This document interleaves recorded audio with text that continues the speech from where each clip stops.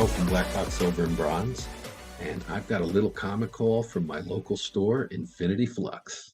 Let's check them out.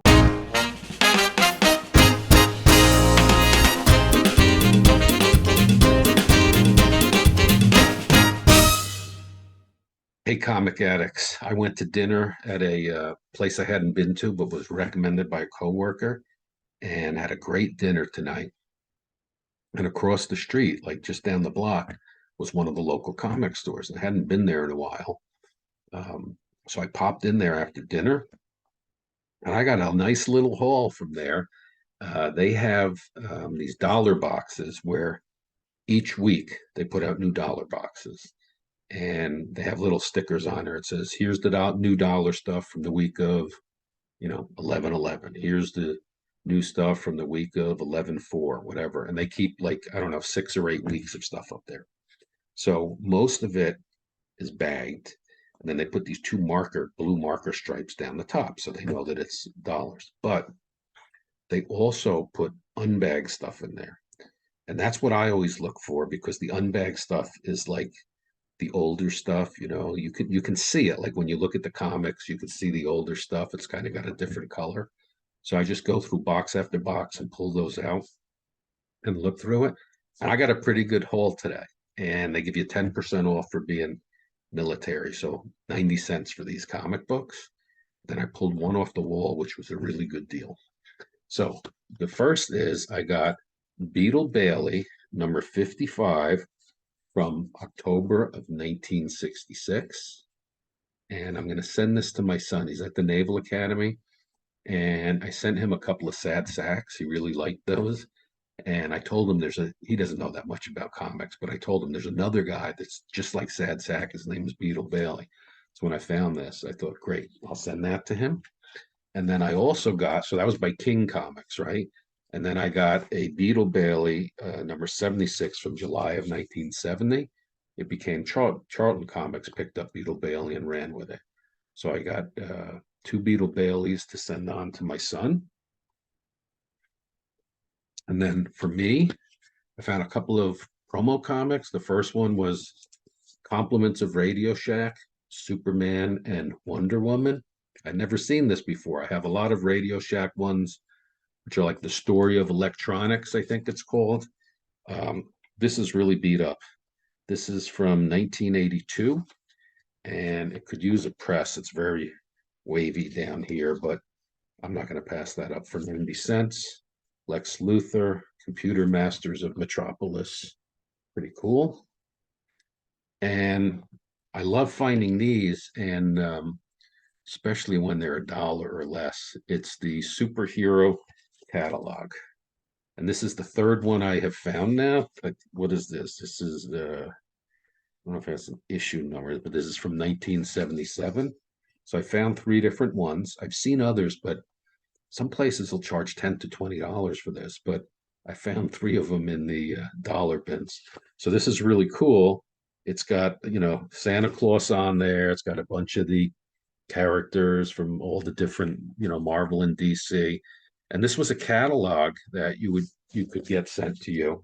And every superhero thing that you could buy, like bed sheets and toys, clocks, was in this. So pretty cool. And some cool Marvel stuff. This is from 1977.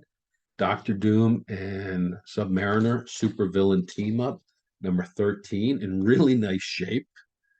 I love the supervillain team ups, and on DC, the Secret Society of Supervillains or something like that. But in a lot of these, Doom and Red Skull team up. So Doom's in a lot of them, and Doom is awesome. So I got that one. Can't pass that up for $1. And some Marvel Bronze Age. I think this is still Bronze Age. This is, 1977. Weird Wonder Tales, number 22, also in phenomenal shape. Really happy to get that for 90 cents. And then more beat up, but not something that I would leave behind for 90 cents. This is from 1963. It's Sea Devils number 14.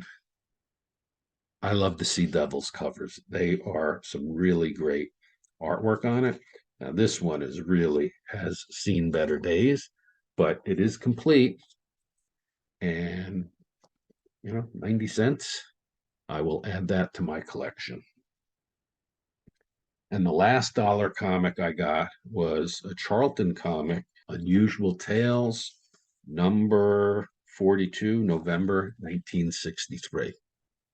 Got a crease, color breaking crease down the middle there, almost like a subscription crease. It's not in the right place for one, but this is obviously been bent and folded at one time. A little curl here, but 90 cents. Who wouldn't take that? All right, the last comic I got, I always look at their wall comics. They have slabs around the top. They have two glass cases.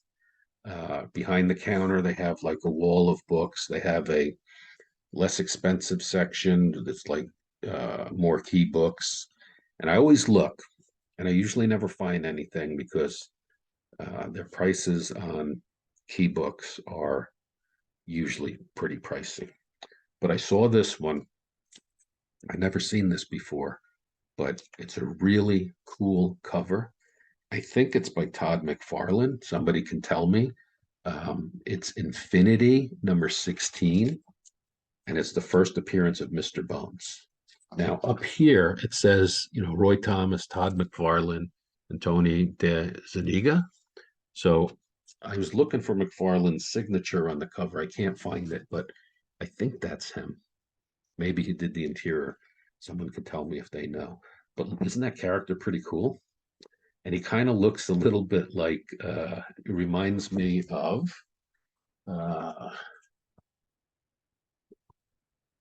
Black Terror, right? Kind of similar. I don't know if there's some kind of connection between those two, but really cool cover. Um, First appearance. So what I'll do if I see something, I'll like take a look at their price and then I'll check it out online and everything. And they only wanted $10 for this, so I got it for $9 with the 10% discount. And it was going on like my comic shop for like $45 to $75. So I guess it's a key issue with this Mr. Bones guy. I just liked it. I thought it was a really cool cover. That the colors are great, and it kind of looks very golden agey to me. So I thought that would be a really cool comic to have in my PC. So it was a quick haul. I thought you would enjoy seeing those dollar comics. That you can still find good stuff out there. We get lucky sometimes, and I got lucky tonight. So thanks for watching, and I'll see you next time. Bye bye.